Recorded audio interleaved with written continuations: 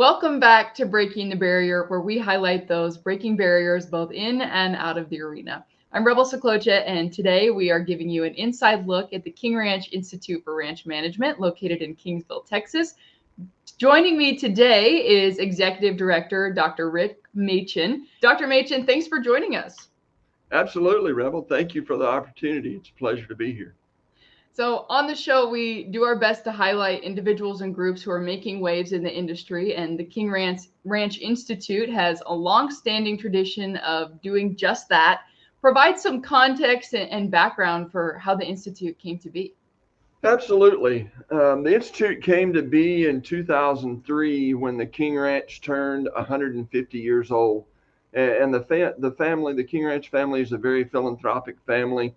And they wanted to do something to celebrate their 150th anniversary. And they said, we could give money and get our name on another building on a college campus. But they had a vision back then and could see the need, being a large, complex ranch themselves, the need for professional ranch management, professionally trained ranch managers.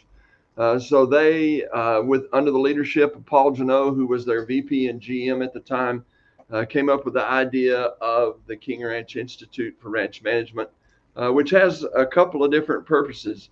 Our primary responsibility was a 2-year Master of Science degree in ranch management, where we take folks that have a passion for the ranching industry, have an undergraduate degree, 3 to 5 years or more experience, add to their management toolbox, and help them be equipped and prepared to manage large, complex ranches. The other part of our mission is our outreach education program, and we can talk more about that a little bit later in the show. Absolutely. Well, this is a bit of an unconventional academic experience, as you alluded to. What can a prospective student expect from the experience, and what are some of the offerings of the Institute? Yeah, great question. So as I said, we're a 2-year Master of Science program. Unlike others, there's other good programs around the country.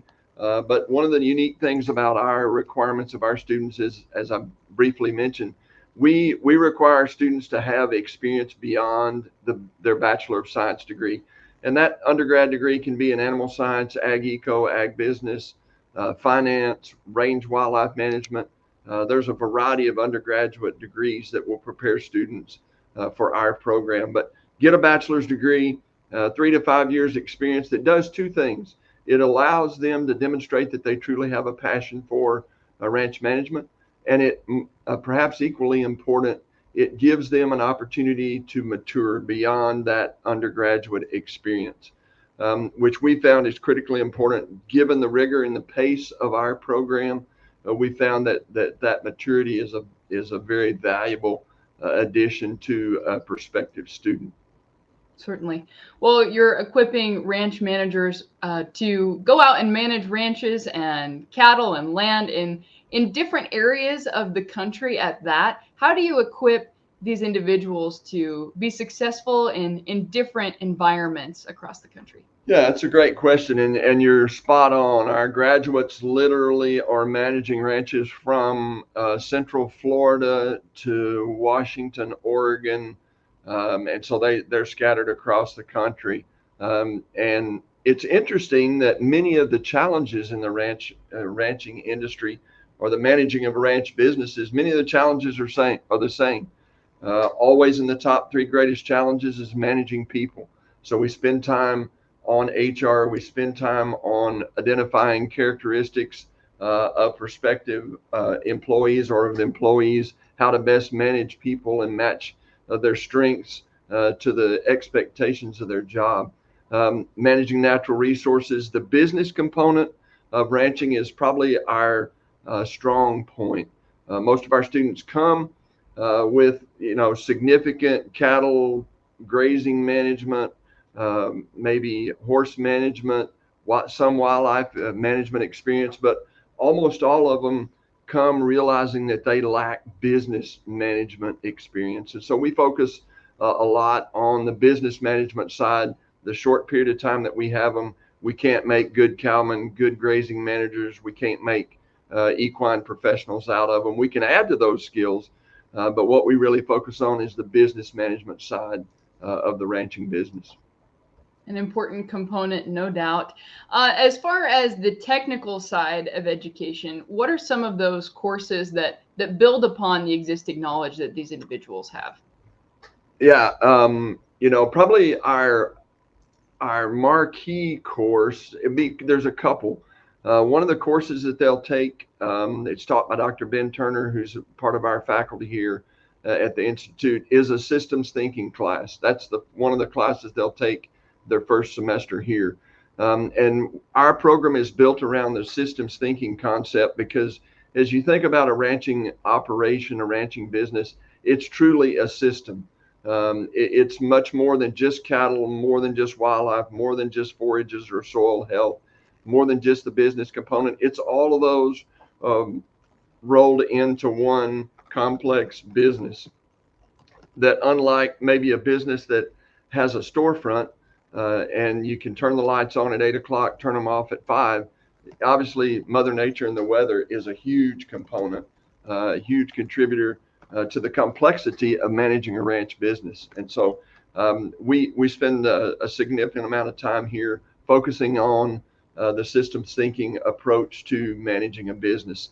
The other one that's a really kind of a core of ours, the second semester they're here in the spring, they'll take a finance class that's taught by the head of the finance department in our business college.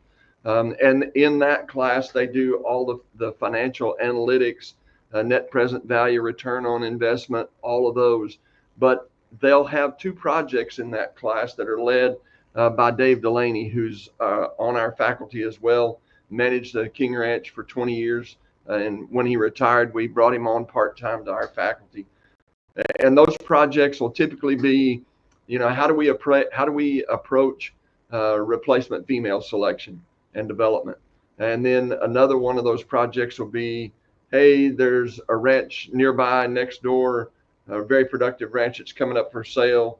What do the economics look like on us purchasing that ranch? So pretty significant management challenges that they'll tackle in that finance class while they're learning all of the financial analytics at the same time. Certainly. Well, as I was perusing your website, I found a testimonial from an alum of the program that stated that he learned more in the 2 years of the program than he believes he would have learned in 10 years on the ranch. Why do you think that condensed approach is so impactful and successful? Yeah, that's one of the famous quotes, and we use it a lot because he talks about, advancing his career 10 years in a 2-year period of time, like you said.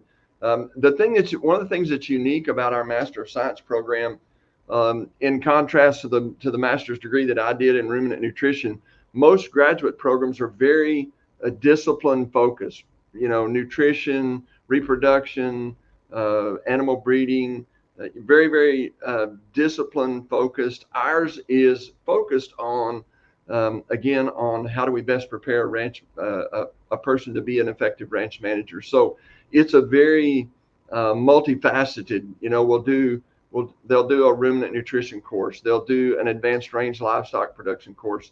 They'll do at least 1, maybe 2 wildlife management or habitat management courses, a finance course, a managerial accounting workshop 2 different times while they're here. So it's a multifaceted approach that's a lot different than most graduate programs would be that have a more science-oriented approach to training graduate students. Very cool. Well, I want to rewind to something that you mentioned earlier in the vein of managing people. Obviously, that's a skill that transcends all industries and can be helpful in any situation. But how specifically do you help ranch managers figure out how to best deal with employees and other people that they deal with day to day? Yeah, and that one, Rebel, that came as a surprise to me when I came here. I had a 30-year career in extension, working with farmers and ranchers and county extension agents. And so when I came here, I knew the focus was going to be larger ranches scattered across the country, and I never saw managing people as being one of the three greatest challenges for ranch managers. But as I've had opportunity to visit with ranch managers across the country, invariably managing people is in their top three greatest challenges. So we approach that a couple of different ways. They do take an HR class, in a college setting, classroom setting. We've done several different personality assessments. The one that we're using now is Clifton Strengths. We've done Insights. We've done the Zinger-Folkman 360 review. But we use those tools to help students better understand themselves. What are their strengths? Maybe what are their shortfalls? How can they improve their weaknesses, but at the same time focus on their strengths, and then helping them recognize those characteristics in those that they're going to be responsible for mentoring and managing. The other way that we help them is we give them significant exposure to other ranch managers from across the country that have had a career of successfully managing people. And so they learn from those, learn from their mistakes, learn from their wins, and that's been a tremendously valuable educational opportunity for our students to be exposed to managers that have been long-term successful. Certainly. Well, in ranching, we're no stranger to tackling challenges head on, but what are some specific challenges that you are equipping students to be prepared for as they return to their ranches? Yeah, another unique aspect of our curriculum is what we call our projects, and they're really like case studies. So they have the typical class work, they take graduate courses, but during the time that they're here, they'll do a minimum of 7, maybe depending on how things shake out, as many as 9 of what we call our projects, and these are real world projects that come to us for the students to work on that are typical management challenges, and they come in the form oftentimes of, hey, we've got this opportunity, but we really haven't had the time or taken the time to study the numbers and really give this a comprehensive review and assessment. And so they'll present, they'll bring those to the students and say, here it is, give it your best shot. And so our students will work either alone during their summer internship or their capstone project, or as a team with 1 or 2 other students to address those. And those have come in the form of, we're a feed yard, we're looking at increasing, thinking about adding 10,000 head to our capacity. Does that make financial sense? Or another common one, there's a ranch next door that's coming up for lease. Does it make sense for us to embark on that? We're looking at adding a stocker cattle enterprise to our cow-calf business. Does that make sense? And so those come in a lot of different forms, but they're really, really valuable educational tools. The students know that it's not an academic exercise, that somebody on the other side really has a vested interest in the outcome and the findings of their work. And so our goal, to your question of how do we prepare them, our goal is for at least one of those projects to be big and hairy enough that such that when they get out, they won't face many management decisions that are larger and more encompassing than what they've been exposed to while they're here. Very cool. Well, you touched earlier on the outreach component of the Institute. What are the efforts in that space, and what does that look like? Yeah, so we do that. Our outreach education component consists of lectureships and then our annual symposium, which happens to be this year coming up next week, November 7th and 8th. But those outreach education component offerings do a couple of things. Our students get to go through everything that we offer in the 2-year period of time that they're here. And so that gives them additional learning opportunities, and we recruit speakers from across the country. We try to find the most knowledgeable people to address the subject matter that we're trying to present. And so it gives our students other learning opportunities, but equally important, it gives those that don't have the opportunity to come back to graduate school but are interested in some of the stuff that we're offering, gives them an opportunity to participate. And so the COVID pandemic forced us, one of the good things to come out of that, it forced us into the virtual delivery of educational material. So most of our offerings are offered face-to-face, either here in Kingsville, or we move some of those around the country. And with the exception of a couple of lectureships that just really aren't conducive to the virtual delivery, everything else is delivered virtually. So we've got participants that are heavily engaged from the Parker Ranch in Hawaii. They can participate virtually without having to go to the trouble and the expense and the time to make it all the way to Kingsville to participate face to face. So it's a great, our outreach education benefits our students, and it's an offering that we can do as a service to the industry for those that might be interested in the subject matter that we're offering. Most definitely. Well, obviously, students of the Institute are receiving a very robust education. But if you could take one component or skill that students receive at the Institute and imprint it in every producer across the country, what would that be? You know, I think it would be, it's a pretty easy choice for me. It would be the ability to do full cost allocation managerial accounting. And we spend a lot of time with our students on that, because we firmly believe here at the Institute, if you don't know, if a ranch manager doesn't accurately know what their unit cost of production is, then they're at a huge disadvantage. Because if you don't know your unit cost of production, you can't determine how good the price is that's being offered on your weaned calves or your backgrounded calves or your fed cattle or your market cows and bulls. So we spend a lot of time coaching them on managerial accounting.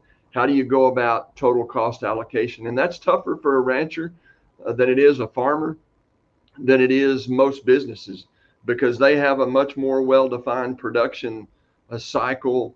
They plant a crop in the spring, they take care of it, they harvest it in the fall, and that crop's done. But as you well know, the cow-calf industry, the cows are bred one year, they calve the next, and those calves may not be marketed till the next year. So a calf crop from conception to consumption can easily span, 2, maybe even 3 physical years. And so keeping up with those costs and being able to allocate those costs effectively to then arrive at a very accurate unit cost of production, we think is an absolute critical skill for an effective ranch manager. No doubt. Well, when you think about the mission of the Institute in being to elevate the ranching industry at large, what has been the impact of alumni of the Institute, and where are they at today? Yeah, and so we've got the program started in 2003. A cohort is 3 students. So we get 3 students every fall. We graduate 3 every spring. And our students are on 100% fellowship scholarship. So we essentially pay our students to come back to school. And that was done by endowments very early on in the program. And people realized, if you're going to recruit students with 3 to 5 or more years experience to come back to graduate school, they're likely going to be married. They may have a family. We need to provide for them such that they can focus on their education and adding to their toolbox while they're here in that short 2-year period of time. And so that's critically important. We've got 56 alumni. And they're managing some of the largest. One of them is managing the largest cow-calf enterprise in the United States, that's scattered literally from East Coast to West Coast, and even has an operation in Canada. So we've got that magnitude. We've got some other alumni that are managing family-owned operations that maybe have less than 1,000 cows, but are very effectively managing those. The other thing that we're really proud of is our alumni are involved in both their state and the national cattle natural resource organizations, and we're really, really proud of their involvement there and their service to the industry in organizations that are much bigger than themselves and the ranches that they serve. Most definitely. Well, it's certainly cool to see the impact, but I'd be curious to know in your day-to-day role, what is the most rewarding part of overseeing this program and getting to witness the impact of it firsthand? Yeah, it's been really great, and I've been here 8 years, and the entire time I've gotten to work very, very closely with the students. And the thing that's perhaps most rewarding to me is when the students come in, I try to sit down with them early in that first semester and say, what brought you here? What do you want? What are the big pieces that you want to add to your toolbox? And what is the ideal job look like for you when you depart here? And then it's rewarding to me to watch them mature, watch them add to their tool management skills, their toolbox, and watch that light come on as they learn new things and they see in that systems thinking approach, they see the pieces begin to fit together and how you can't have wildlife and livestock completely independent of each other, and the importance of soil health and taking care of the natural resource. And as they see all those pieces really begin to fit together and they begin to learn to look for where are the high leverage opportunities, where can I make minimal change and have maximum impact on the sustainability, not necessarily, well, profitability is a part of that sustainability, but where can I make the small changes that have big impact and change their thinking to, okay, I just got to focus on today, to looking at, yeah, today's important, this week's important, but at the same time, I need to be looking at the bigger picture. And as they begin to see that bigger picture unfold, that's a really rewarding experience to watch that. Absolutely. Well, as you look towards the future of the Institute, what are some areas of growth that you hope to develop, and what do you hope to see implemented here in the next few years?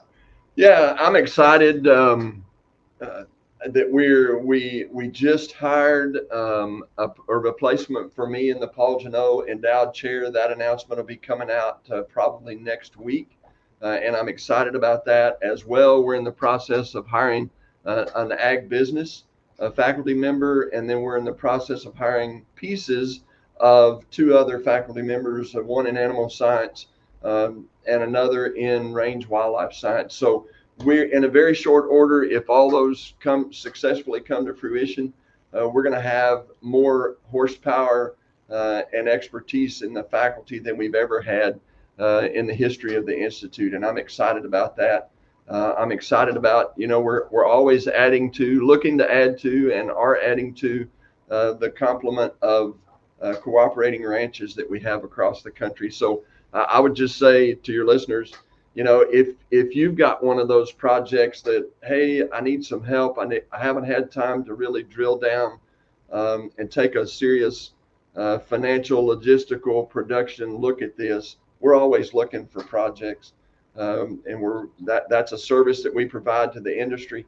The other thing is we're always looking for good students. And the perception is out there that, oh, wow, to get into the Institute, that bar is so high, I need not even try. I would say, if there are those that are listening that have interest in the Institute, I'd have them, shoot me an email, call us. We're always looking for great students. And we would welcome the opportunity to visit with anybody that has interest for sure. Very cool. Well, Dr. Machen, we've covered a lot of ground today. What else would you like people to know about the Institute that we haven't covered yet? Well, just that we're here to serve the industry. We've been here 21 years. We're very, very proud again of the graduates that we have out there, and they're scattered across the country. If you know some of them, they're the best advocates for the program. And so don't be afraid to approach them at a state cattlemen's association. You can look them up on our website. And you can just go to Google and type in King Ranch Institute for Ranch Management. Will be obviously the first website to pop up. You can look at our alumni. You can find one that's and maybe even closer to you than you think.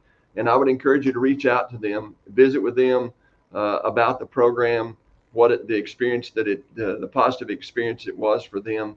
And we're here to serve the industry. Again, if you've got interest in any of our outreach educational programs, we welcome you to participate in those. If you ever happen to be in South Texas and the only reason you'd be here is because you came here, it's kind of like Valentine, Nebraska. It's not on the road. It's really not on the way to anywhere. It's kind of an end destination, right? But if you ever happen to be in South Texas, we would encourage you to take the time to stop by, visit with us. The students welcome the opportunity to visit with anybody and tell them about the program and learn from, always looking to learn from others that have experience in the industry. Awesome. Well, Dr. Machen, thank you so much for sharing your time and expertise with us today. With so much happening in the world, it's so fun to get to learn about a program that is doing so much good, and certainly appreciate your time today.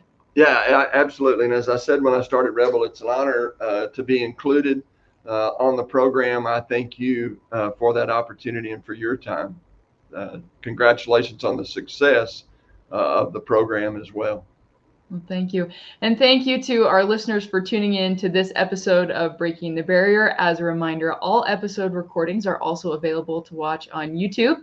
I'm Rebel Saklocha, and I'll see you next week.